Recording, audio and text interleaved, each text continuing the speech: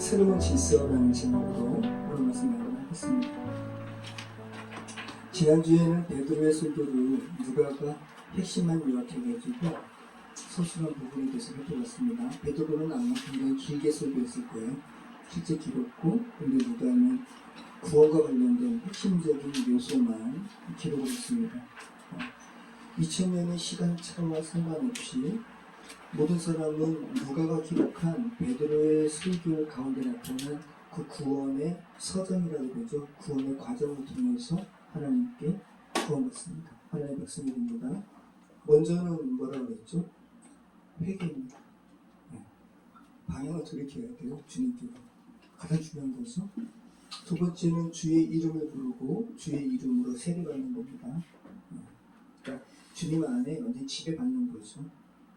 그럴 때 죄사함이 이루어지고 세 번째 죄사함이 이루어지고 그 다음에는 성령께서 그 내면 가운데 내주하십니다. 하나님께서 보내신 성령께서 구원의 확증으로 보내주시는 거예요. 이것이 바로 구원을 받게 되는 네 가지 서정입니다. 자, 구원과 관련해서 여러분 정말 주의 영이 항상 함께 이렇게 같이 등장하고 있다는 거 여러분이 기억하시기 바라요. 창세기 1장 1절로 3절 말씀도 여러분 보시면 한번 보실까요? 오랜만에 창세기 1장 1절로 3절 한번 보실까요? 이게 단순히 물리적인 창조의 기사가 아니라고 했잖아요. 이게 구원받은 사람들의 상태에서 주의 빛으로 인해서 구원받는 모습이거든요. 자, 같이 한번 읽어보겠습니다. 태초에 하나님이 천지를 창조하시니라. 땅이 혼돈하고 공허하며 흙간이 기쁨이 있고 하나님의 영은 수면 위에 운행하시니라. 하나님의 이르시되 빛이 있으라 하시니 빛이 있었고. 이 말씀이 그냥 물리적인 창조를 말하는 게 아니라 여기서 땅은 사람이거든요. 구원받지 못한 사람의 땅이 사람이 혼돈하고, 그죠? 혼돈스러운 거예요. 그리고 흑암이 깊은 곳에 있고, 그러니까 한도 끝도 없이 내려가는 거 심연이라고 부르는 심연 가운데 있고, 그런데 하나님의 영은 그 위에 운행하십니다. 성령이거든요. 그리고 하나님께서 이르시되 빛이 있으라 하시니 빛이 있었고, 비로소 빛이 그 혼돈 가운데 있고 흑암 가운데 있는 이들에게 빛이 비춰주는 거죠. 이게 구원의 모습이에요. 그리고 부활하신 예수님께서 나타나신 후에 제자들에게 문이 닫혔는데 예수님께서 통과하시죠. 그리고 뭐라 그랬어요? 숨을 내쉬며 이르시되 성령을 받으라. 한번 보실까요? 요한복음 20장 19절로 22절 같이 읽겠습니다. 이날 곧 안식 후 첫날 저녁 때에 제자들이 유대인들을 데려와여 모인 곳에 문들을 닫았더니 예수께서 오사 가운데 서서 이르시되 너희에게 평강이 있을지어다. 이 말씀을 하시고 손과 옆구리를 보이시니 제자들이 주를 보고 기뻐하더라. 예수께서 또 이르시되 너희에게 평강이 있을지어다. 아버지께서 나를 보내신 것 같이 나도 너희를 보내노라. 이 말씀을 하시고 그들을 향하사 숨을 내쉬며 이르시되 성령을 받으라. 그러면서 그 이후에 나오는 구절들이 뭐예요? 누구든지 죄를 사하면 하늘에서 죄를 사하고, 이 권능이 성령 받은 이에게 있다는 거예요. 그죠? 성령 받고 죄 사함, 그러니까 구원의 서정과 같은 맥락으로 여러분이 보실 수가 있는 거죠. 그리고 우리가 이제 얼마 전에 살펴봤던 사도행전 2장 1절로 3절이죠. 오순절날이 이름에 그들이 다 같이 한 곳에 모였더니 호련히 하늘로부터 급하고 바람 같은 소리가 있어 그들이 앉은 온 집에 가득하며 마치 불의 혀처럼 갈라지는 것들이 그들에게 보여 각 사람 위에 하나씩 임하였더니, 그리고 성령 충만하게 돼서 하나님의 나라의 일을 막 말하는 거. 자, 제가 지금 드리는 말씀의 요지는 뭐냐 하면 구원받은 사람들은 성령께서 내주하신다는 거예요. 그리고 내주하시는 것을 넘어서 성령의 지배를 받는 사람들이 구원받은 사람들이라는 거예요. 그래서 사도행전은 엄밀히 얘기하면 사도는 사람이잖아요. 그죠? 사람 가운데 역사하신 성령께서 그 행전 인도하시는 거죠. 그래서 성령 행전이라고 그랬잖아요. 사도행전은 여러분 성령 행전이에요. 오늘날도 사도행전은 쓰여집니다. 여러분에 의해서. 그 말씀은 여러분 안에 계신 성령께서 그저 역사하시는 대로 여러분이 이끌림을 받을 때 오늘도 쓰여지는 거죠. 자, 한번 오늘 말씀 한번 보실까요? 사도행전 2장 42절로 47절 말씀을 다시 한번 읽어보겠습니다. 그들이 사도의 가르침을 받아 서로 교제하고 떡을 떼며 오로지 기도하기를 힘쓰니라. 사람마다 두려워하는데 사도들로 말미암아 기사가 표적이 많이 나타나니 믿는 사람이 가운데에서 모든 것을 서로 통용하고 또 제사와 수를 팔아 각 사람의 필요를 따라 나눠주며 날마다 마음을 같이하며 성전에 모이기를 힘쓰고 제사로 기쁨과 소전한 마음으로 음식을 먹고 하나님의 찬미하며 또 온 백성에게 칭송을 받으니 주께서 구원받는 사람을 날마다 더하시니라. 네, 자, 누가가 지난주 살펴본 말씀입니다. 베드로의 설교를 통해서 남자만 3,000명인데 그죠? 엄청난 수가 주님께로 돌아온 이후에 이른바 교회의 초기 모습을 기록하고 있어요. 여기 오늘 말씀도 보면 베드로의 설교로 인해서 3,000명이 구원받은 것처럼 오늘 말씀의 마지막도 뭐예요? 주께서 구원받는 사람을 날마다 더하게 하십니다. 네. 그래서 오늘 본문은 교회의 굉장히 핵심적인 모습, 교회의 바람직한 모습만 기록하고 있어요. 초대교회의 모든 모습이 여러분 바람직하지는 않거든요. 왜냐하면 성화되는 과정 가운데 있기 때문에, 그죠? 고린도 교회 같은 경우는 문제가 많았잖아요. 그래서 바울한테 물어보고 어떻게 할까요? 바울은 거기에 대해서 답주고. 근데 오늘 본문의 말씀은 그러한 교회의 부정적인 모습이 하나도 없죠. 그죠? 여러분 그 부분을 한번 생각해 보시기 바래요. 그래서 모든 교회는 그죠? 2000년을 지속하면서 생성되었던 교회, 또 오늘날의 모든 교회는 이 초대 교회의 긍정적인 부분만 기록되었고, 특별히 이렇게 폭발했을 때 원초적인 점이 있잖아요. 오늘 우리가 읽은 부분이 바로 그 부분이거든요. 그래서 변질되거나 어떠한 그런 인간적인 연약함이 드러나기 전에 성령께서 역사하심으로 말미암아 정말 성령의 역사로 인해서 교회가 이렇게 발화되는 그 시점이 바로 오늘 본문이잖아요. 그래서 자꾸만 우리의 모습과, 우리가 교회잖아요, 우리의 모습과 이 부분과 계속 비교할 필요가 있어요. 여러분 사도행전 말씀 이렇게 읽으시는데 여러분 어떠세요? 저는 되게 어려워요. 왜 어렵냐 하면 교회의 이야기이기 때문에 그래요. 제가 드린 말씀이 뭐냐 하면 사도행전의 교회의 모습과, 저도 교회잖아요. 인격적인 교회란 말이죠. 그런데 사도행전의 이러한 아주 바람직한 교회의 모습과 교회된 저의 모습의 괴리를 발견하기 때문에 이것으로 인해서 어려운 거예요. 네. 그러니까 사도행전의 오늘 본문의 기사가 교회의 시작, 교회의 본질적인 부분을 다루고 있기 때문에 본질적인 부분에 굉장히 현격한 차이가 있는 저는 어려운 거예요. 갭을 느끼니까.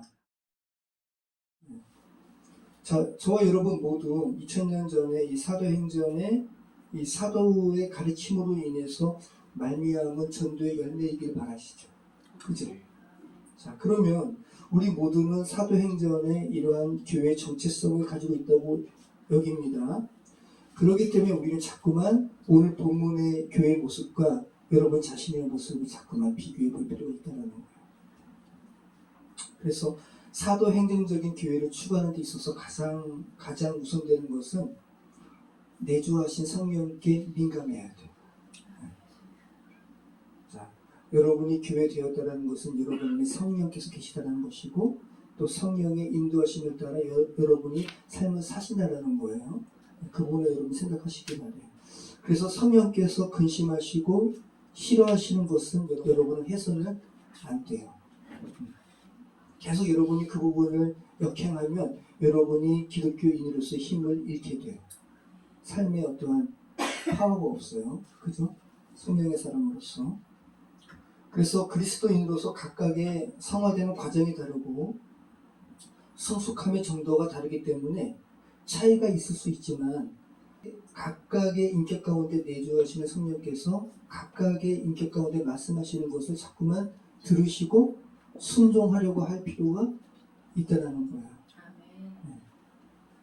자, 제가 한 몇 달 됐는데 계속 마음 가운데 이렇게 계속 말씀하신 것이 있는데 제가 미적미적 넘긴 것을 어저께 처리했어요. 오늘 본문 설교가 이거기 때문에 처리한 거예요. 그냥은 있을 수가 없겠더라고요. 제가 레위기 설교 말씀하면서 속건제에 대한 얘기를 많이 했잖아요.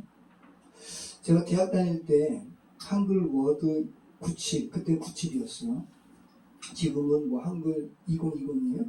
아무튼 97 버전을 제가 정품으로 구입했어요. 왜냐하면 그때 제자 훈련을 받았기 때문에 그 대표님께서 이 부분에 대해서 굉장히 강조하셨거든요. 당시에는 여러분 초창기 소프트웨어가 나온 시점이기 때문에 복제를 많이 했어요. 오늘날처럼 이 저작권에 대해서 그렇게 많이 강조 안 했거든요. 복제를 많이 했어요. 선교단체 얼마나 책상이 많아요. 책상마다 컴퓨터 있는 거예요. 근데 저에게 가르치면서 자기는 복제해서 컴퓨터마다 그 한글 붙이는 거 자기가 허용하지 않는다.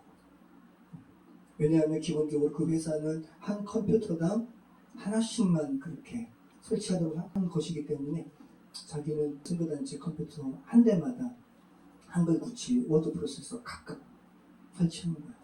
기억나세요? 네. 그래서 저도 한글 구치를 제가 샀단 말이죠.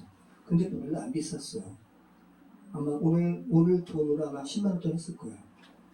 근데 뭐 하여튼 그래도 뭐 가난한 그 대학생 입장에서는 적은 돈은 아니죠. 그 구치를 제가 샀어요. 근데 제 학교의 같은 동료가 학우가 저한테 빌려달라고 그러면 까이겠다고. 근데 제가 이것을 근데 안 된다라고 말하면 이거 설명하기도 어렵고 믿지 않는 친구니까. 그리고 또 그래서 빌려줄 수 없다 그러면 째째하게 보이니까 제가 걔한테 주고 저는 어떻게 했을까요? 샀어요. 이런 부분이 있는 거죠. 자, 저희 교회 새벽 예배 CCM이 좋잖아요. 그래서 우리 이두근 집사님이 좋다고 우리 이두근 집사님 이제 잠깐 제자 훈련에 그 20년 가까이 시간이 지나니까 이제 깜빡하셔가지고 저 USB 하나 가져가서 복사하겠다고. 그래서 제가 복사해 드렸어요. 그냥. 원래는 이제 제가 산 거를 드린 거죠. 근데 그게 망가져가지고 안 된다는 거예요. 그래서 제가 USB를 복사해서 드렸어요. 그러면 저는 어떻게 해야 되냐면 들으면 안 돼요. 근데 제 그 차에는 항상 그게 꼽혀 있거든요. 이게 굉장히 어려운 거죠. 이걸 그래가지고 두리뭉실 넘어가면은 이게 이 힘이 이제 약해지고 가뜩이나 사도행전 설교인데 설교를 할 수가 없고. 그래서 제가 그렇다고 이거를 제가 온누리 교회 가서 산 거거든요. 온누리 교회 동부 이천동 지하에 그 두란노 서원이 있어요. 거기서 산 건데 이거 사러 또 거기까지 가야 되나. 그렇게 하다가 그럼 두란노 모레 혹시 팔지 않을까. 어디 결단하고 스마트폰으로 두란노 모레 검색하고 USB 뮤직 USB CCM 하니까 안 나와요. 그래서 USB만 치니까 나오는 거야. 근데 이제 정확하게 그거 사야 되니까 보니까 147곡, 137곡, 141곡 두 개가 있는 거야. 색깔도 똑같아요. 붉은색. 그래서 그 두 개 중에 하나인 줄 알고 구입을 하려다가 근데 정확히 해야 되니까 회사가 다를 수도 있고 납품하는 회사가. 그래서 집에 가서 다시 한번 컴퓨터에 제가 이제 복제한 거를 이렇게 보니까 137곡도 아니고 141곡도 아니고 121곡이었어요. 그러니까 샀으면 안 됐던 거죠. 그래서 이제 보니까 이제 이름도 다 나와요. 그래서 그 이름대로 치니까 나오는 거야. 근데 두란노블에서 파는 게 아니라 딴 데서 파는 건데 그때만 납품을 했었나 봐. 그래서 어저께 이제 주문을 했죠. 오면은 이제 그거는 이제 제가 버리든지 방치하는 거예요. 왜냐하면 제가 하나의 가격을 주고 샀는데, 그죠? 그거를 두 사람이 쓰게 되는 거면 그 회사에 손해 입히는 거죠. 이게 이제 속건제거든요, 그죠? 제가 말씀드린 게 뭐냐면, 교회로 불림을 받은 사람들은 마음대로 살 수 없다라는 거예요. 네. 마음대로 이제 못 산다라는 거예요. 제가 이거 말고도 얼마나 성령께서 이렇게 지적하신 것이 많겠어요. 근데 그 중에서 가장 이런 부분이 이제 있다라는 거죠. 자, 여러분도 마찬가지예요. 여러분도 성령께서 여러분에게 말씀하시는 부분들이 있을 거예요. 그죠? 네. 네. 근데, 뭐 이런 것까지야. 아니에요. 더 이제 여러분의 삶에 성령께 충만한 가운데 더 능력 있는 삶을 사시려면 이런 부분에 민감하셔야 되는 거예요. 그죠? 그럴 때 정말 작은 부분부터 어떤 성령의 능력으로 이렇게 사로잡히게 되는 거죠. 네. 그럴 때 시간을 초월해서 사도행전의 교회 역사는 저와 여러분을 통해서 오늘날도 펼쳐질 겁니다. 이거 잠깐 한번 보실까요? 제가 이번에 업데이트하면서 귀한 자료가 있더라고요. 아이엄마하고도 같이 봤는데 전 너무 좋더라고요. 이거 잠깐 보시죠. 이게 현대 모스크바죠. 이 성전 자리거든요. 여기 이제 헤롯 성전, 제3성전이에요. 자, 솔로몬 행각이 여기 있어요. 여기가 남쪽이에요. 여기가 감람산, 겟세마네 동산이 이쪽에. 예수님께서 감람산에서 겟세마네 동산 기도하시다가 들어가신 거죠. 골고다 이쪽에 있고요. 딱 봤을 때 느껴지는 게 뭐예요? 하나님께서 창조하신 세계는 변하지 않았어요. 네. 여기 모스크가 뭐 영원할까요? 네, 그죠? 지금 제가 드린 말씀이 뭐냐면 이 시간 동안 2000년이거든요. 근데 창조 세계는 변하지 않았어요. 근데 이 2000년 동안 얼마나 많은 사람들이 출몰했을까요? 말 그대로 출몰이에요. 그죠? 우리 각각의 인생은 우리 인생 얼마나 길어요. 60년, 70년. 그죠? 하루도 얼마나 길고. 그런데 말 그대로 하나님 없이 살다가 죽는 사람들은 말 그대로 출몰이에요. 출몰. 자, 다 각각 자신의 인생의 바운더리 가운데 희노애락 겪으며 살아갔을 거예요. 그죠? 근데 주님 안에서 정말 영원하신 창조주와 이렇게 접촉되지 못하면 정말 하루살이와 같이 출몰되는 거예요. 그리고 하루살이처럼 그냥 끝나는 게 아니라 영원한 하나님과의 분리의 시간 가운데 있는 거니까 무서운 거죠. 몇 년 전에 제가 이스라엘 갔었잖아요. 저희 강북지방 목회자들과 함께. 이스라엘 사람들, 아랍 사람들 우리랑 똑같아요. 거기서 막 고함 치고 다투고 그리고 이제 이렇게 예루살렘 이렇게 보니까 정말 예수님이 정말 저희 사람들이 많이 생각이 났어요. 예수님이 이 땅 가운데 오셨어도 정말 똑같은 그러니까 대표적으로 나팔처럼 하나님의 복음을 증거하기 위해서 이스라엘 민족을 사용하신 거지 똑같은 겁니다. 사람들. 자, 하나님께서는 2000년의 시간 동안 출몰했던 많은 사람들의 각각의 인생 가운데 각각의 시간 속에서 하나님의 사랑으로 회복되기를 그토록 바라셨을 거예요. 네. 그리고 정말 그들 모두 하나님 나라의 새로운 질서 속으로 그들이 다 이렇게 들어와서 하나님의 형상으로 회복된 정말 죄된 세상이 아니라 정말 완전히 새로운 세상 가운데 살아가기를 바라셨을 거예요. 그리고 하나님께서 목적하신 부분까지 자라나기를 주님께서는 바라셨을 겁니다. 그래서 영성은 결국 여러분 각각이 여러분 안에 계신 성령님께 얼마나 순종하는가, 얼마나 지배함을 받는가, 여기에 따라서 영성이 이렇게 자라게 되는 것임을 우리는 알게 됩니다. 자, 우리 한번 사도행전 2장 42절 말씀 한번 보시죠.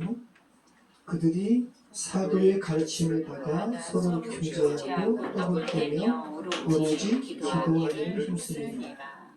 자, 그들이 베드로의 설교를 듣고 회개한 3,000명이라는 이 사람들 가운데 많은 수가 오늘 우리가 읽은 교회의 이 팽창하는 이 교회 시간 가운데 있었을 거예요.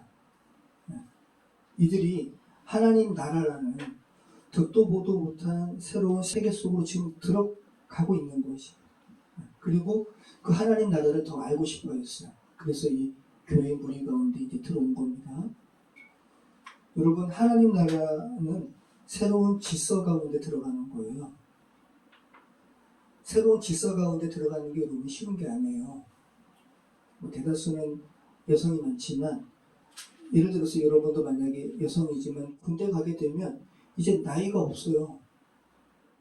그죠? 계급이라는 새로운 질서 속으로 들어가는 거예요. 자기보다 나이도 어린데 계급 높으면 그 그래도 존댓말 해야 돼요. 그리고 새로운 질서 가운데 들어가요. 군대라는 기상시간 춤추고, 그죠?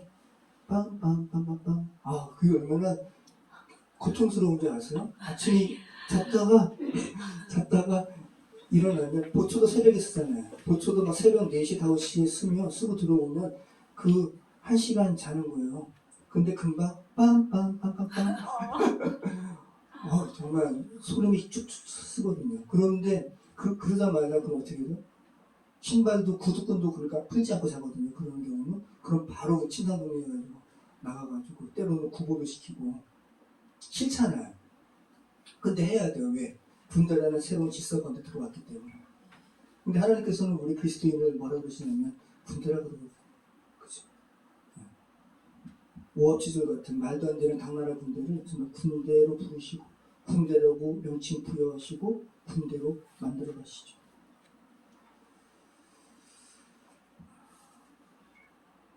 자, 전혀 경험하지 못한 새로운 시간 속으로 들어가는 그들이 교회인 거예요.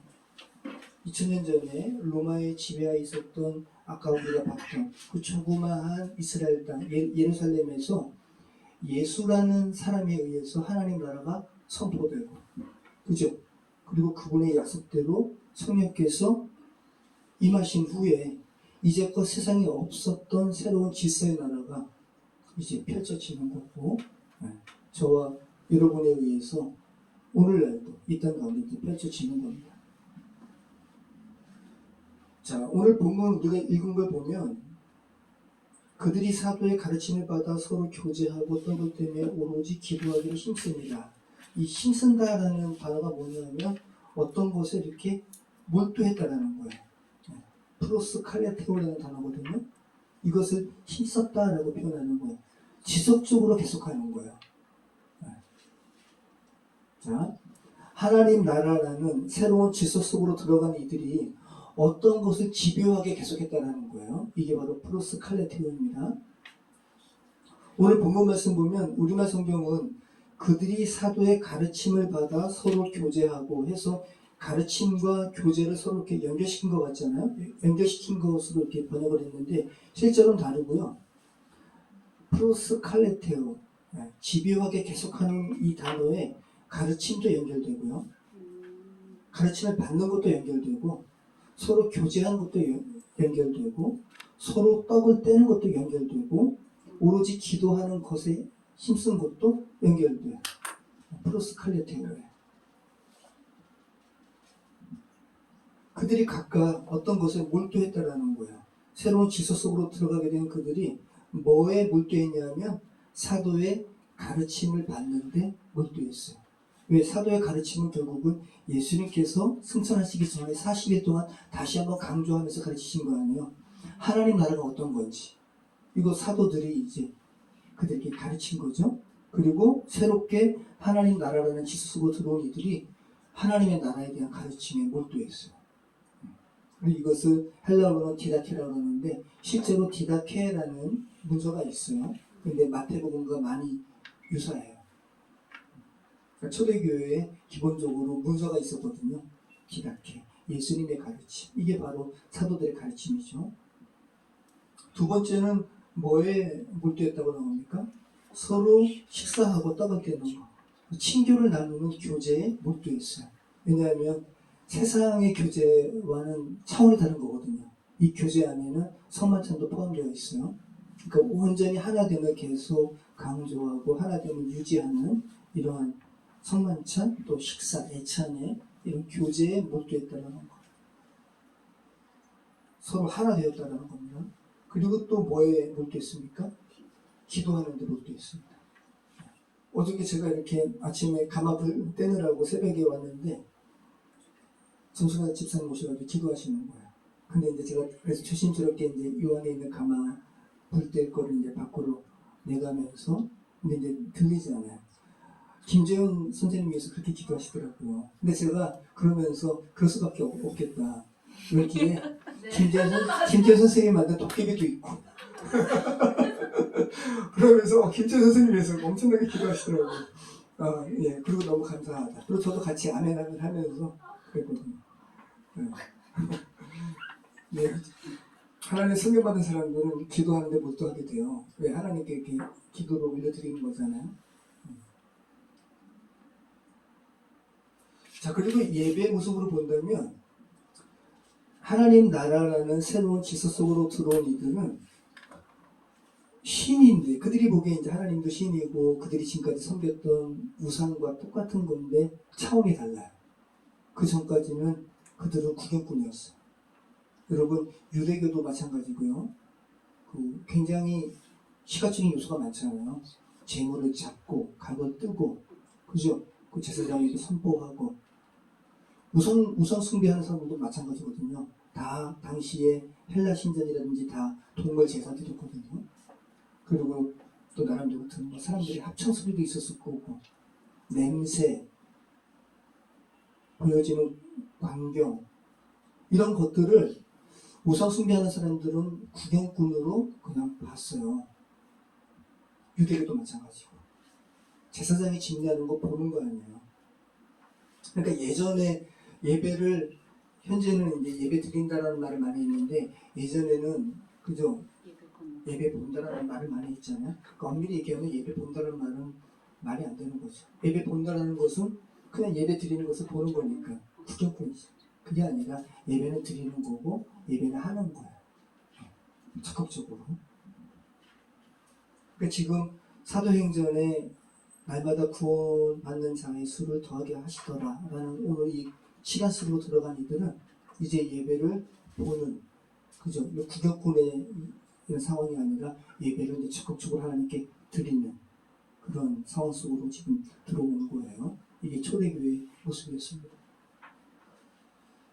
자, 사도행전 2장 43절 우리 같이 한번 읽어보겠습니다. 사람마다 두려워하는데 사도들로 말미암아 기사와 표적이 많이 나타나니. 네. 자, 순도 높은 교회의 초기의 특징적인 모습 중에 하나는 하나님을 경외했다는 거예요. 그리고 이 놀라운 하나님을 경외하는 이들의 이 교회의 모습에 당시 예루살렘 분위기도 하나님을 경외하게 되었어요. 여러분, 정말 하나님을 마땅히 경외하는 게 맞아요. 그죠? 그래서 그죠? 라합도 그 이야기 하잖아요. 그죠? 라합 앞에 있던 그 정탐꾼들한테, 이스라엘 정탐꾼들한테 뭐라 그래요? 하나님께서 행하신 일을 우리가 들었다. 그거 들었을 때 우리가 간담이 선을 했다. 정말 하나님의 역사로 충만한 교회면 그 공동체 내에도 하나님을 마땅히 두려움이 있고요. 그리고 그 모습을 지켜보는 불신자들도 하나님에 대한 두려움, 경외함을 느끼게 되어 있습니다. 자, 그 다음에는 44절, 45절 같이 한번 읽어보겠습니다. 믿는 사람이 다 함께 있어 모든 물건을 서로 통용하고 또 재산과 소유를 팔아 각 사람의 필요를 나눠주며. 그래서 여기서 서로 물건을 통용했잖아요. 그리고 서로 막 내고 넣고 뭐 구분하지 않고 필요한 곳에 서로 이렇게 썼다라는 거예요. 그리고 재산과 소유를 팔아 각 사람의 필요를 따라 나눠주며. 팔았다, 나누었다, 둘 다 미완료 시제예요. 헬라어에. 그래서 한 번만 팔고 한 번만 나눈 것으로 끝나지 않고 계속해서 공동체의 어떤 이들에게 필요한 것이 보이고 느껴지면 계속해서 이 행위를 했다라는 거예요. 왜냐하면 당시에 3,000명이 이렇게 세례받고 그저 하나님께로 돌아오고 이 교회 속으로 유입된 이들은 예루살렘에 이렇게 오랫동안 머물려고 계획한 사람들이 아니었어요. 네. 유월절 아니면 또 오순절 절기 지키고 돌아가려고 했던 사람들인데 하나님의 나라를 지금 경험한 거예요. 그리고 이 안으로 들어왔어요. 그러면 재정적인 필요가 필요해요? 필요치 않아요? 필요하죠. 이것을 예루살렘에 있었던 하나님의 사람들, 성도들이 공급해 줬다는 거예요. 자, 그래서 흔히 사람들은 이 44절, 45절의 이 상황을 공산주의로 이렇게 비교해요. 그러니까 긍정적인 공산주의가 이거였다. 근데 비교 자체가 안 돼요. 공산주의랑은. 교회의 나눔과 통용은 여러분 자발적이에요. 공산주의는 강제적이에요. 그렇죠. 얼마 전에 제가 예전에 중학교 때 가끔 이제 영화를 이렇게 보러 갔는데 저는 킬링필드를 본 것을 지금도 기억하거든요. 일송정 푸른 소름 이것도 봤고요. 대지극장에서. 아무튼 그 킬링필드도 대지극장에서 지금 미아 CGV 거기가 예전에 대지극장이었는데 와 킬링필드를 보는데 갑자기 폭탄이 진짜 빵 하고 터지면서 사람들 막 죽는 그 크메를 보여줘요. 너무 기억에 남았어요. 그 킬링필드가 뭐냐면 사람들 죽이는 그 필드가 뭐예요? 그냥 벌판 자체가 그냥 사람들 죽은 곳으로 가득했다라는 거 아니에요. 그 킬링필드가 이 폴포트라는 사람이 캄보디아의 인구 4분의 1을 학살했어요. 그러니까 히틀러, 스탈린 못지않은 엄밀히 얘기하면 그들보다 더 사악한 사람인데 이 사람이 이 폴포트가 정권을 잡은 다음에 소련도 실패하고 중국도 실패한 공산주의의 집단 농장을 우리는 실현할 것이다 라고 하면서 집단 농장한 거예요. 그리고 많은 사람들의 소유를 다 뺏었어요. 정말 말 그대로 이 캄보디아를 육지 안에 있는 섬으로 만들어 버렸어요. 외국 대사관들 다 폐쇄시키고 대사관 직원들 다 내쫓고 캄보디아에 하나 있는 그 국영 항공사도 폐쇄시키고 해외와 교류도 안 하는 거죠. 그리고 화폐제도 금지, 상점 운영, 상점 금지, 모든 물건을 물물 교환하고 또 배급하는 곳으로 바꿨는데 나중에는 물물 교환도 금지시켰어요. 그래서 캄보디아 국민들이 가질 수 있었던 사유재산이 숟가락 하나, 그릇 하나가 전부였다 그래요. 그러면서 집단 농장에서 이제 그래도 나는 우리 캄보디아 국민들을 다 배부르게 먹여 살릴 것이다 라고 하면서 집단 농장을 이렇게 했는데 그런데 실제로는 그 전에 그 많은 인력들이 이제 노동하면서 그 농사 짓는 거니까 수확량이 많아야 되잖아요. 근데 많지 않은 거야. 똑같은 거야. 여기에 대해서 그 진행자가 이렇게 이야기하더라고요. 물리적으로는 수확량이 많아져야 정상인데 수확량이 많아지게 하는 결정적인 부분들을 채워주지 못했다고 그들의 심리. 억지로 하는 거니까 그 노동의 질이 현격하게 떨어지는 거예요. 그 전에 만약에 자기가 열심히 일해가지고 거기에 대한 그 반대, 거기에 대한 그 이윤을 자기가 이렇게 받게 된다면 열심히 일했겠죠? 근데 이건 그게 아니니까 감시자가 잠시 한눈 팔면 일 안 하고 그러니까 수확량이 똑같은 거. 그래서 캄보디아의 국민들이 완벽하게 평등하게 가난해졌어요. 평등하게 하나님의 부여를 누리는 게 아니라 평등하게 가난해졌다. 이게 공산주의와 그 공산주의가 이 성령 그 사도행전에 나오는 이 교회 기사와 비교하는 것 자체가 넌센스라는 말씀입니다. 말이 안 되는 거죠. 자 그리고 46절, 47절 같이 한번 읽어보겠습니다. 날마다 마음에 같이하여 성전에 모이기를 마치고 집에서 떡을 떼며 기쁨과 순전한 마음으로 음식을 먹고 하나님을 찬양하며 또 온 백성의 칭송을 받으니 주께서 구원받는 사람을 날마다 더하게 하시니라. 자 여기에서 다시 똑같이 플로스 칼레테오라는 말이 한 번 더 나오죠. 성전에 모이기를 힘쓰더라. 초기 교회의 아주 바람직한 모습 중에 하나는 성전에 모이기를 힘쓰더라. 자, 근데 이 성전을 여러분 뭐 그냥 물리적인 성전에 거기에 뭐 이렇게 물리적인 성전에 모였다라는 것으로 여러분 생각하지 마시고 이들은 아무튼 유대교 이때는 이들은 유대교 안에 자신들이 있다 생각했어요. 이때 이들은 자기가 유대교를 배격하고 새로운 기독교라는 종교 안에 있다고 생각하지 않았습니다. 하나님을 온전히 섬기고 또 그분의 아들 예수님을 신앙하는 것이 유대교의 하나님을 온전히 예배하는 모습을 이들은 여긴 거예요. 유대교 안에 테두리 안에 있기를 바랬던 거죠. 그런데 시간이 지나면서 1세기 후반 되면 그럴 수가 없는 거예요. 유대교는 안식일을 그렇게 강조한 토요일날 안식일을 강조하지만 이들은 예수님의 부활하신 주일에 그렇게 그러니까 예수님의 가르침을 생각하다 보면 유대교와는 분리될 수밖에 없는 거고 유대교들도 유대교 안에 있는 그리스도인들을 색출하려고 했어요.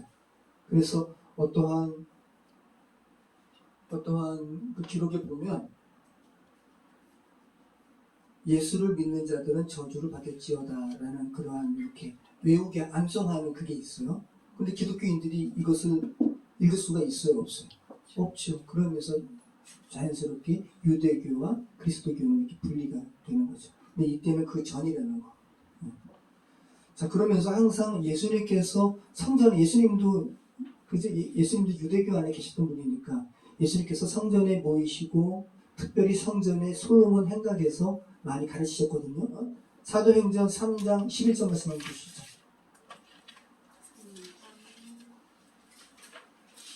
솔로몬의 행각이라 불리우는 여기에서 자, 같이 한번 읽어보겠습니다.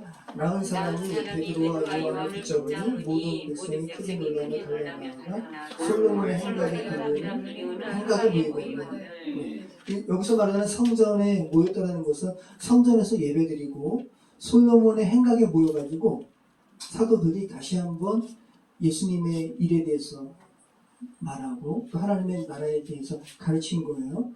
자, 사도행전 5장 12절에 또 솔로몬 행각 나오죠. 같이 한번 읽어보겠습니다. 사도행전 5장 12절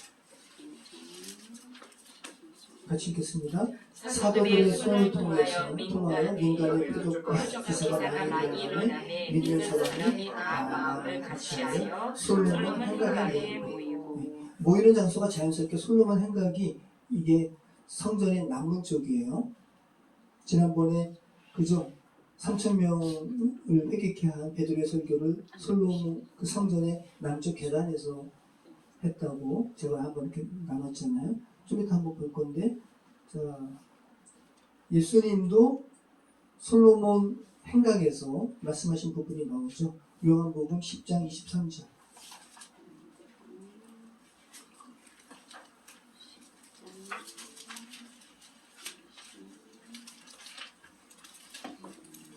자, 같이 읽어보겠습니다. 예수께서 성전 안 솔로몬 행각에서 거니시니 그래서 아버지와 나는 하나다. 양은 목자의 음성을 듣는다. 이 말씀하신 곳이 여기거든요. 행각은 뭐냐 하면 이게 너무 더운 나라잖아요. 그죠? 그래서 기둥이 있고 기둥을 이렇게 덮는 지붕이 있는 게 행각이에요. 자, 한번 예루살렘 성전에 대해서 예루살렘 도시에 대해서 한번 잠깐 볼게요.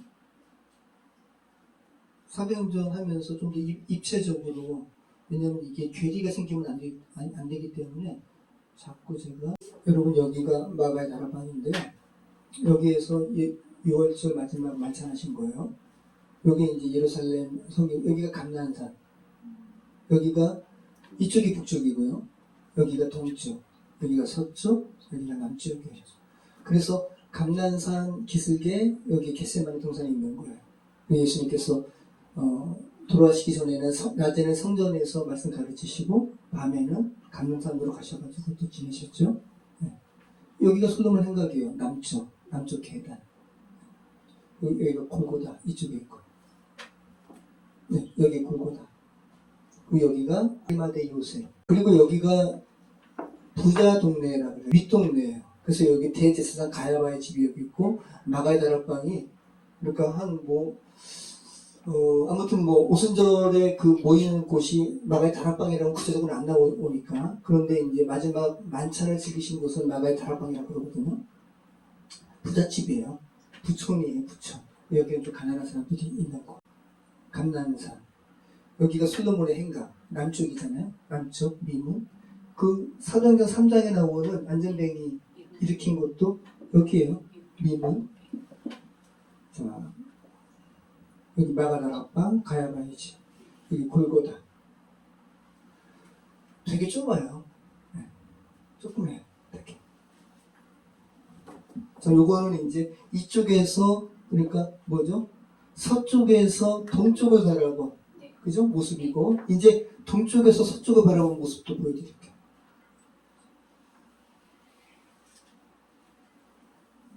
자, 여기 감난산에서 저쪽 보는 거야. 여기가 지중해. 멀리 보이죠? 여기 성전이 있고 여기 골고다 있고 그림 한번 그려보시길 바래요. 자, 47절 말씀 다시 한번 읽어보겠습니다. 자, 이렇게 하나님의 성령 가운데 이렇게 이제 서로 교제하고 떡을 떼고 또 사도의 가르침을 받은 이들이 47절 말씀 같이 읽겠습니다. 하나님을 찬미하며 온 백성에게 칭송을 받으니 주께서 구원받는 사람을 날마다 더하게 하십니다. 하나님의 역사하심이 초대교회에 가득하니까 그죠? 구원받는 사람의 수를 주께서 더하게 하셨더라. 그런데 결국 하나님의 일은 하나님께서 성령 받은 사람을 통해서 하신다는 거 여러분 기억하시기 바랍니다. 네. 그러니까 구원받는 자의 수를 더하게 하실 만큼 초대교회에는 하나님께서 준비하신 사람들이 많았어요. 그죠? 하나님의 일은 하나님의 일을 경험한 증인들에 의해서 선포되어지고 또 구원받는 사람들이 많아지는 거야. 여러분 예수님께서 당신의 삶과 죽음 그리고 하나님 나라를 증언하는 최초의 증인들을 만드시기 위해서 3년 동안 가르치셨다는 거 여러분 기억하시기 바라요. 네, 3년 동안 그들은 준비되었어요. 네. 그리고 예수님께서는 제자들을 가르치시면서 하나님 나라의 일도 가르치시고 그 다음에는 또 복음을 어떻게 전하는지도 연습시키셨어요. 70명의 제자들 둘씩 짝지어가지고 전도하게 했잖아요. 그죠? 이거 연습시키신 거예요. 이들이 다 오순절 성령이 강림 이후에는 다 그런 예수님의 증인으로 이렇게 활동했겠죠. 그리고 결정적으로 승천 이후에 오순절 성령 강림으로 인해서 이제 성령의 권능으로 그들이 증인의 역할을 감당하는 겁니다. 여러분 이 부분을 잘 생각하시기 바라요. 지금 저와 여러분은 예수님의 증인으로 얼마만큼 준비가 되셨는가? 하나님을 신앙하는 것으로 인해서 여러분의 삶 가운데 그러한 증거가 얼마큼 있는가? 결국은 우리의 삶의 열매로 하나님을 드러내는 거 아니에요. 예수님을 믿지만 예수님을 믿기 전의 삶과 그죠? 세상에 미치는 그런 영향이 예수님 믿기 전이나 지금이나 아무 차이가 없다면 그죠? 그만큼 증인으로 쓰임받을 수 없겠죠. 자, 그러면 어떻게 우리가 예수님의 증인으로 쓰임받을 수 있는가? 우리 안에 내주하신 성령의 음성에 민감할 때. 네. 자, 예수님께서 승천하시기 전에 제자들에게 당면된 과제가 무엇이었는지 다시 한번 생각해 보시기 바라요. 예수님께서 야 너희 신기한 일을 행하도록 기도하라 이렇게 말씀하지 않으셨어요. 그죠? 너희 성령 받을 것을 내가 약속하신 성령 받을 것을 너희는 기다리라 라고 말씀하셨어요. 그러면서 그들이 성령 받기를 간구한 거예요. 성령 받은 이후에 성령께서 지시하시는 대로 그죠? 그래서 바울도 그러잖아요. 내가 어디로 가려고 했는데 비두니아로 가려고 했는데 주의 성령이 막으신지라. 그러면서 어디로 가요? 마게도냐로 가죠. 마게도냐 사람이 꿈에 나타나가지고 우리에게 오라, 우리에게 오라. 이게 다 그죠? 성령께 순종하는 거야. 예수의 영이 허락지 아니하시는지라. 바울이 그렇게 이야기하잖아요. 사도행전에 예수의 영이 뭐예요? 성령이에요. 다시 한번 저와 여러분 지금 단순한 그냥 죄된 세상 가운데 불교, 힌두교, 이슬람교, 기독교 가운데 하나가 아니라 여러분은 정말 새로운 질서 속으로 부름받은 사람들인 거예요. 네. 자, 이미 약속하신 성령께서 여러분 안에 내주하신다면 성령의 권위에 순종하시기 바래요. 그죠? 그리고 그분의 음성에 인강하게 반응하시고 또 성령의 인도하심을 따라 한 발자국 한 발자국 살아가실 때 여러분의 삶은 정말 예수님께서 하나님께서 증인으로 사용하시는 증인으로 쓰시는 그런 귀한 인생의 시간이 될 수 있습니다. 이렇게 귀한 하나님의 증인 되시기를 축원합니다. 기도하겠습니다. 참 좋으신 하나님 감사합니다. 주님께서 창조하신 이러한 세계에는 하나도 변함이 없었음을 고백합니다. 아버지 하나님, 저희 각자를 주께 올려드립니다. 저희가 그저 수몰했다가 사라지는 존재가 되지 않도록 도와주시고, 아버지 하나님의 영이 우리 안에 내주하심으로 인해서 주님과 영원히 연결된 하나님의 자녀 될 수 있도록 인도해 주시옵소서. 예수 그리스도 이름으로 기도합니다.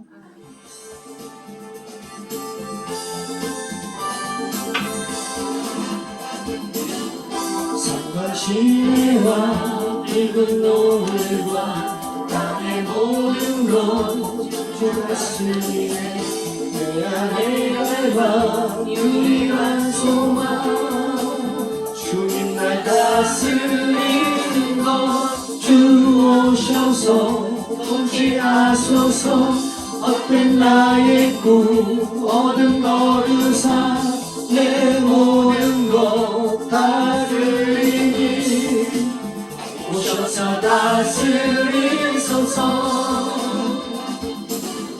생각을 넘어 모든 말보다 나의 생활이 말하게 하소서 세상 그 어떤 것보다 소중한 주님의 그 심을 주 오셔서 통치하소서 헛된 나의 꿈 어둠 거두사 내 모든 것 다 드리니 오셔서 다스리소서 주 오셔서 통치하소서 헛된 나의 꿈 어둠 거두사 다시 한번 나의 주님 오셔서 다스리소서 오셔서 다스리소서 오셔서 다스리소서 같이 기도하겠습니다.